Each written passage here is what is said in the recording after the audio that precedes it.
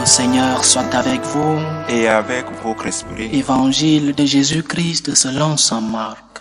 Gloire à toi, Seigneur. En ce temps-là, un scribe s'avança vers Jésus pour lui demander quel est le premier de tous les commandements. Jésus lui fit cette réponse. Voici le premier. Écoute Israël, le Seigneur notre Dieu est l'unique Seigneur. Tu aimeras le Seigneur ton Dieu de tout ton cœur, de toute ton âme, de tout ton esprit et de toute ta force. Et voici le second. Tu aimeras ton prochain comme toi-même. Il n'y a pas de commandement plus grand que cela. Le scribe reprit, fort bien, maître, tu as dit vrai. Dieu est l'unique, il n'y en a pas d'autre que lui. L'aimer de tout son cœur, de toute son intelligence, de toute sa force, et aimer son prochain comme soi-même, vaut mieux que toute l'offrande d'holocauste et de sacrifice. Jésus, voyant qu'il avait fait une remarque judicieuse, lui dit, « Tu n'es pas loin du royaume de Dieu. » Et personne n'osait plus l'interroger. Acclamons la parole de Dieu. Louange à toi, Seigneur Jésus. Quel est le premier commandement? Jésus ne répond pas à cette question comme ce scribe et les autres qui l'écoutaient auraient pensé qu'il répondrait. Parce que la question sur le premier exclut tous les autres commandements. Lorsque tu poses la question, quel est le premier commandement? Tu exclus les autres. Mais Jésus n'exclut pas les autres commandements. Il répond en disant, voici le premier et voici le deuxième. Il n'y a que 2 commandements. Lorsque nous faisons une étude sur les 10 commandements que le Seigneur a donnés à Moïse au mont Sinaï, nous voyons bien l'ordre des commandements. Les 3 premiers nous parlent de notre relation avec Dieu et les 7 autres nous parlent de notre relation avec le prochain. Il n'y a que 2 commandements. Aimer Dieu et aimer le prochain. Ces 2 commandements sont inséparables. Il n'y a pas d'amour pour Dieu sans amour pour le prochain. Et pourquoi le premier et le deuxième? Parce qu'on ne peut pas les séparer. On ne peut pas séparer le premier du deuxième. Et même, il y a un ordre. Premier et deuxième. C'est comme un arbre. Il y a des racines, un tronc, des branches, des feuilles et des fruits. Mais il n'y a pas de racines. S'il n'y a plus rien après, ce n'est plus un arbre. S'il n'y a pas de racines, il n'y a pas d'arbre. La racine, c'est Dieu.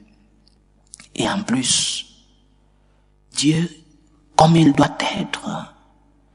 Dieu seulement comme il doit être. Parce que lorsque Dieu n'occupe pas la première place de ta vie, d'autres choses vont occuper cette place.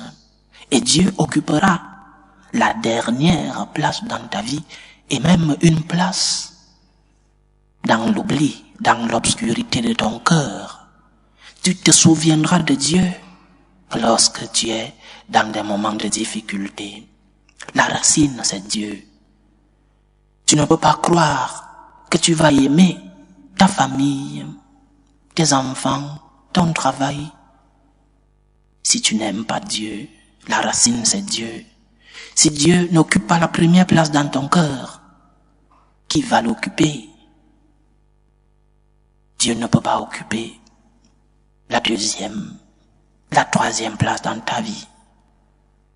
Dieu ne peut pas venir après ta famille, après tes enfants, après ton mari, ta femme, après ton travail, après tes plaisirs, après ton parti politique. Non.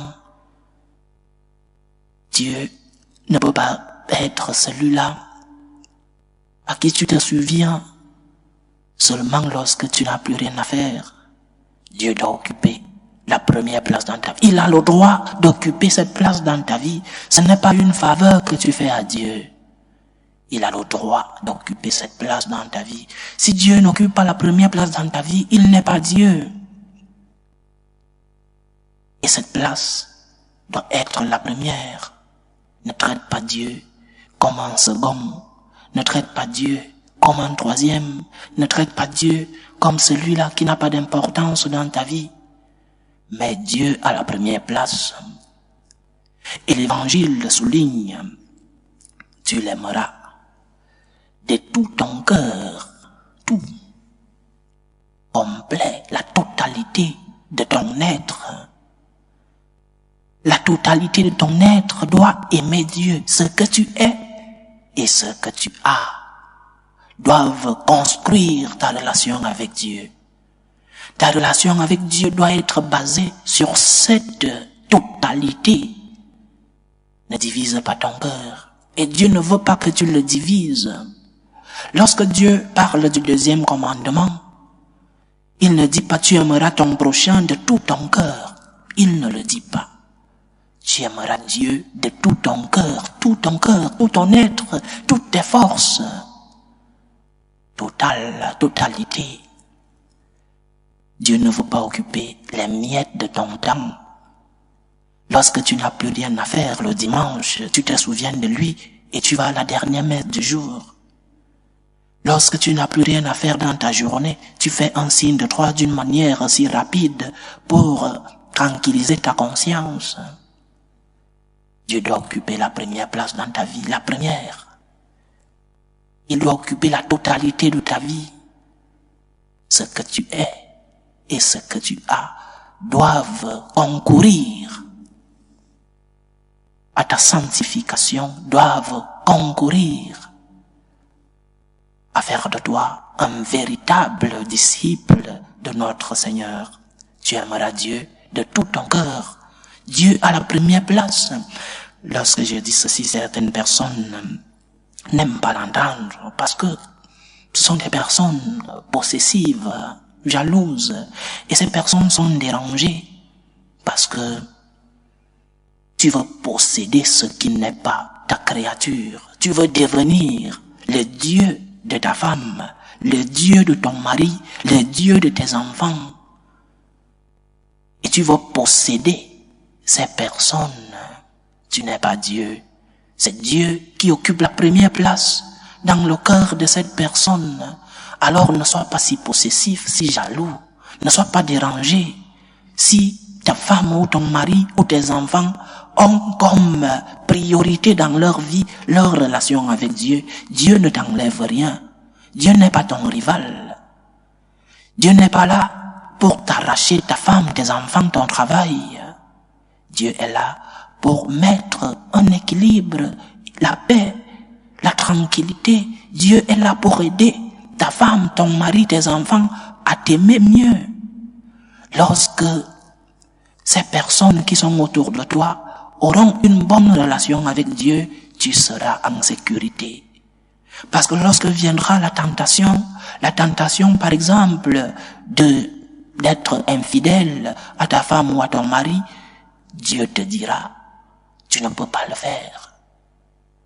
Lorsque Dieu occupe la première place dans ta vie, ceux qui sont autour de toi sont en sécurité. Et après, il y a une deuxième place.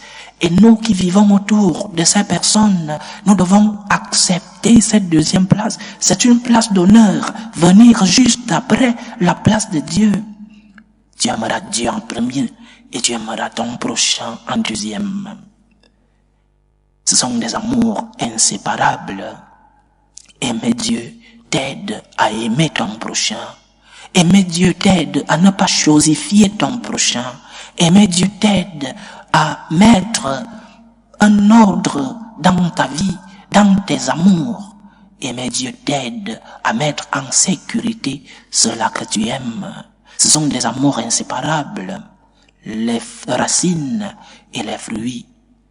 Dieu et le prochain. Lorsque nous aimerons Dieu, lorsque Dieu occupera la première place dans nos vies, ceux qui vivent autour de nous seront en sécurité. Lorsqu'une personne aime le Seigneur et veut lui donner la première place dans sa vie, ceux qui sont à côté de cette personne sont en sécurité. C'est une garantie pour les hommes. C'est une garantie pour ceux qui vivent autour de toi lorsque tu aimes Dieu en premier. Si Dieu n'est pas le premier, les seconds, les prochains sont en insécurité. Ne t'éloigne pas de Dieu donc. Ne t'éloigne pas de la lumière de Dieu. C'est moi le Seigneur ton Dieu, écoute ma voix, nous dit le psaume que nous avons prié aujourd'hui. C'est moi le Seigneur ton Dieu, écoute ma voix. Ne t'éloigne pas du chemin de Dieu. Ne t'éloigne pas de la voix de Dieu. Dieu n'est pas le rival de ton travail. Dieu n'est pas le rival de ta famille. Dieu veut mettre un équilibre. Dieu veut mettre une tranquillité, la paix dans ta famille. C'est une mauvaise décision si tu t'éloignes de Dieu parce que tu veux sauver ta famille. C'est une mauvaise décision si tu t'éloignes de Dieu parce que tu veux sauver ton travail. Tu ruineras ta vie. Tu ruineras la vie des tiens, la vie de ta famille. Tu ruineras ton travail. Lorsque Dieu occupe la première place dans ta vie, ta famille, ton travail occuperont une place importante. Oui, importante, mais pas la première. Que Dieu nous aide à le mettre à la place qu'il mérite, à la place qu'il a le droit d'avoir dans nos cœurs. Qu'il nous aide à l'aimer et en l'aimant, nous pourrons aimer nos prochains. Loué soit Jésus-Christ. À jamais.